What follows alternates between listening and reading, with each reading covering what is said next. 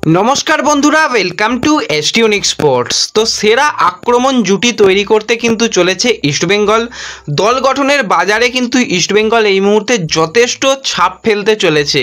তো রীতিমতন তোমরা জানো যে অন্যতম একজন সেরা মাঝমাঠের প্লেয়ারকে ইস্টবেঙ্গল সাইন করিয়ে নিয়েছে, সেটার মাধি তালাল। তার সাথে সাথে যে জুটিটা আক্রমণে ঝড় আনতে চলেছে ইস্টবেঙ্গলের জন্য, সেই ডিমিত্রিয়স ডায়মান্টাকসকে নিয়েও কিন্তু বড় আপডেট রয়েছে। শেয়ার করে নেব এই ভিডিওতে, একদম ভিডিওটা স্কিপ করো না, তাই শুরু থেকে শেষ পর্যন্ত দেখো। আর ভিডিও ভালো লাগলে সকলে একটা করে লাইক করে দিও। যারা চ্যানেলে প্রথমবারের জন্য এসেছো, মনে করে চ্যানেলটাকে সাবস্ক্রাইব করে তার পাশের বেল আইকনটাকে অন করে রেখো, তাহলে তোমাদের প্রিয় দলের খেলার সমস্ত আপডেট তোমরা এখানে পেয়ে যাবে।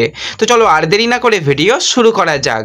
তো প্রথমেই কয়েকটা বিষয় নিয়ে আলোচনা করে নিতে হবে। তোমরা সকলেই জানো ইস্টবেঙ্গল দলের captain Brazilian centre forward Cleiton সিলভার সঙ্গে চুক্তি বৃদ্ধি রীতিমতন ইস্টবেঙ্গল করে নিয়েছে। আরও একটা সিজন কিন্তু ক্লেটনকে আমরা লাল হলুদের জার্সি গায়ে দেখতে পাবো, এবং দুটো সিজন ক্লেটন সিলভা ইস্টবেঙ্গলের জার্সি গায়ে খেলেছে। লাস্ট কয়েকটা বছরে কিন্তু যারা এসেছিল সেন্টার ফরওয়ার্ড, তাদের মধ্যে কিন্তু ক্লেটনের পারফরমেন্স দুটো সিজনেই খুবই ভালো পারফরমেন্স করেছে লাল হলুদের জার্সি গায়ে, এবং সর্বোপরি সুপার কাপ কিন্তু জিতিয়েছে এই ক্লেটন সিলভার গোল থেকেই। তো ক্লেটন সিলভাকে সেই কারণেই রাখা হয়েছে, এবং যে প্লেয়ারটাকে নিয়ে আমরা অনেক দিন ধরে আশায় ছিলাম, তার পরবর্তী সময় ইস্টবেঙ্গল কথাবার্তা বলে একদম ডিল ডান করে ফেলেছে। সেটা হচ্ছে 26 বছর বয়সী ফ্রান্সের অ্যাটাকিং মিডফিল্ডার প্লেয়ার মাধি তালাল, যে কিন্তু এবছরে আইএসএলের অন্যতম আবিষ্কার। পাঞ্জাবের হয়ে কিন্তু টোটাল এই সিজনে 25টা ম্যাচ খেলেছে আইএসএল এবং সুপার কাপ মিলিয়ে, সেখানে 6টা গোল এবং 12টা অ্যাসিস্টের সঙ্গে সঙ্গেও দুর্দান্ত কিন্তু তার অ্যাটাকিংয়ের জায়গায়, মানে যদি পরিসংখ্যান নিয়ে কথা বলা যায়, খুব ভালো কিন্তু রেকর্ড রয়েছে। প্রচুর সাকসেসফুল পাস বাড়াতে পারে। তো কয়েকটা সিজনে যদি তোমরা একটুখানি পিছিয়ে যাও, ইস্টবেঙ্গলে কিন্তু গোল করার লোকের অভাব ছিল। লাস্ট সিজনেও কিন্তু ইস্টবেঙ্গলকে কিছুটা হলেও সেই জায়গায় ভুগতে হয়েছে। যা গোল করছে ক্লেটন, নন্দকুমার, মহেশ হেল্প করছে, তাছাড়া খুব একটা গোলের রাস্তা খুলছিল না। তো সেই জায়গাতেই কিন্তু আক্রমণের ধার বাড়ানোর জন্য ইস্টবেঙ্গল তো কথাবার্তা চালাচ্ছিল গ্রিসের সেন্টার ফরওয়ার্ড ডিমিত্রিয়স ডায়মান্টাকসের সঙ্গে, গোল্ডেন বুটজয়ী প্লেয়ার। এবার আজকে যে ব্যাপারগুলো হয়েছে একদম একটা একটা করে বোঝানোর চেষ্টা করব, আশা করি তোমাদের বুঝতে সুবিধা হবে। তোমাদের কালকেই জানিয়ে দিয়েছিলাম, যারা চ্যানেলকে ফলো করো জানো, যে এই যে ডিলটা অনেক জায়গা থেকে বলা হচ্ছে নাকি ভেস্তে যাচ্ছে, কিন্তু যতটুকু আমার কাছে আপডেট বা আমাদের অনেকের কাছেই আপডেট আছে, ডিলটা কিন্তু একদমই ভেস্তে যায়নি। ভিতর কাজ চলছে, সব কিছু ভিতরের জিনিস বাইরে বললে হয়? আর নাকি সমর্থকরা চাইলেই দল গঠন সমর্থকদের মতন হয়? কোচ যেরকম চাইবে, যেরকম পরিকল্পনায় দলকে এগিয়ে নিয়ে যাওয়ার পদক্ষেপ নেওয়া হবে, সেইভাবেই দল গঠন হবে। সেইভাবেই কিন্তু এই ডিমিত্রিয়স ফার্স্ট চয়েস ছিল, কারণ ইস্টবেঙ্গল দলটা নেক্সট সিজনে অনেক ভালো দল গঠন করবে। সেই কারণেই ফার্স্ট চয়েস প্লেয়ারদের ইস্টবেঙ্গল সাইন করাচ্ছে। তার মধ্যে কয়েকটা সাইন বলবো। ডেভিড কিন্তু অবশ্যই একটা ফার্স্ট চয়েস সাইনিং, দুর্দান্ত সাইনিং। লাস্ট সিজনে 30টার ওপরে গোল করেছে, সিএফএল বড়, ডুরান্ড কাপে গোল্ডেন বুট জিতেছিল, আই লিগেও ভালো ফুটবল খেলেছিল। তো দুর্দান্ত সাইনিং, সেটাকে করেছে। এছাড়া মার্ক জোতানপুইয়ার সাইনিংটাও দারুণ সাইনিং। আর এই মাধি তালাল সম্ভবত সে গোল্ডেন বুট, মানে বলটা পেত, কিন্তু গোল্ডেন বলে, যেহেতু আমাদের ভারতবর্ষের নিয়ম অন্যরকম, যে যারা মোটামুটি লিগ চ্যাম্পিয়ন হবে তাদের দলের বেস্ট প্লেয়ারকেই দেওয়া হবে, সেই কারণেই কিন্তু ডিমি পেট্রাটসকে গোল্ডেন বলটা দেওয়া হয়েছে। কিন্তু পরিসংখ্যানের দিকে তাকালে মাধি তালালের পরিসংখ্যান আরও ভালো। তো এই যে কারণেই এই সাইনিংগুলোর পেছনে ছুটছে ইস্টবেঙ্গল। এবার এই ডিমিত্রিয়সের ব্যাপারটাও যেটা হয়েছে, আজকে অফিসিয়ালি সে নিজস্ব সোশ্যাল মিডিয়াতে কেরালাকে বিদায় জানিয়ে দিয়েছে। এবার অনেক দিন ধরেই অনেক রকম বাজারে কথাবার্তা ঘোরাফেরা করছিল, কেরালার সঙ্গে কন্ট্রাক্ট এক্সটেনশন হয়ে যাবে। কিন্তু হ্যাঁ, কেরালা চেয়েছিল তাদের প্লেয়ারকে ধরে রাখতে, কিন্তু শেষ পর্যন্ত সেটা হয়নি। এবার রেসের মধ্যে বেশ কিছু ক্লাব এই ডিমিত্রিয়াসকে নেওয়ার ব্যাপারে রেসের মধ্যে ছিল, তার মধ্যে মুম্বাই সিটি এফসি, ইস্টবেঙ্গল, আরও একটা ক্লাব ছিল, তার নামটা আর বলছি না, আশা করি তোমরা জানো। তো যাই হোক, আজকে বেশ কিছু জায়গা থেকে মানে প্রথমেই কথা ভাসিয়ে দেওয়া হয়েছে, প্রি কন্ট্যাক্ট হয়ে গেছে। তো ভাই, প্লেয়ারটা তো মানে তার কন্ট্রাক্ট শেষ হয়ে গেছে, কী করে প্রি কন্ট্যাক্ট হবে? প্রি কন্ট্যাক্ট জিনিসটা নয়, সেটা সর্বোপরি একদম ভুল কথা। যদি হয় তো সাইনিং, তাহলে ঠিক আছে। আর প্রি কন্ট্যাক্ট কোথা থেকে বলা হয়েছে, আমি খবর নিয়ে দেখতে পেলাম, সেটা কোনো রকম নেই। কোনো এক সমর্থক বললেই যে সেটা প্রি কন্ট্যাক্ট হয়ে যায়, সেটা নয়। প্রি কন্ট্যাক্ট নয়, হলে সাইন হবে, তা না হলে হবে না, এরকম একটা ব্যাপার। তো যাই হোক, তারপরে 9-10 স্টপেজ থেকে মোটামুটি আপডেট দেওয়া হয়েছে, অ্যাডভান্স লেভেলের কথাবার্তা বলছে। আরও কিছু আমি জায়গা থেকে ভেরিফাই করার চেষ্টা চালালাম যে হ্যাঁ, অ্যাডভান্স লেভেলে কিন্তু কথাবার্তা ইস্টবেঙ্গলই চালাচ্ছে। এবার মোহনবাগানকে সমর্থকরা কিছু কিছু রয়েছে, তারা হেভি কাজটা করে দিয়েছে।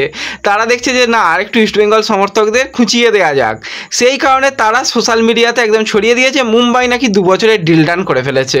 এরকম কোনো ব্যাপার নেই, এখনও কেউ ডিল ডান করেনি। আজকের দিনে আমি যখন ভিডিও বানাচ্ছি মোটামুটি 10টা বাজতে চললো, তো এখনও পর্যন্ত কেউ ডিল ডান করেছে এরকম খবর নেই।